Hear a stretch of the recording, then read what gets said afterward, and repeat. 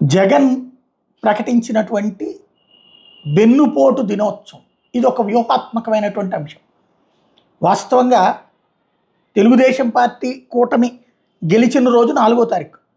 ఆ రోజున గ్యారంటీ జగన్కి వ్యతిరేకంగా వీళ్ళు పెద్ద ఎత్తున ట్రోల్ చేస్తారని తెలుసు, పాయింట్స్ని పట్టుకుని హడావిడి చేస్తారని తెలుసు. ఏదో ఒకటి ఇప్పుడు నాదెళ్ల మనోహర్ చెప్పినట్టు దీపావళి జరుపుకుందాం, లేకపోతే చంద్రబాబు నాయుడు లోకేష్ అనేటటువంటి విధంగా ఓ అరాచక ప్రభుత్వం కూలిపోయింది, సైకో పాలన కూలిపోయింది, మేము దారికి తెచ్చాం, ఇట్లాంటి చర్చ తీసుకొస్తారు. దానికి కౌంటర్గా ముందు జాగ్రత్తగా వెన్నుపోటు దినోత్సవం, నవరత్నాలు ఇచ్చాం, మేము తొలి ఏడాది ఇచ్చేసాం, సూపర్ 6 అన్నారు, ఏ ఒక్కటే అమలు చేయలేదు, అదుగో ఇదిగో అని కాలక్షేపం చేస్తున్నారు, కొత్త ఉద్యోగాలు ఇస్తామన్నారు, ఉన్న ఉద్యోగాలు తీసేశారు, ఆర్థిక వ్యవస్థ సంపద సృష్టిస్తామన్నారు, అప్పుల పాలు చేశారు, 1,00,000 కోట్లకు పైగా అప్పు చేశారు, ఏ సంపద సృష్టించకపోగా జిఎస్టీ పడిపోతుంది.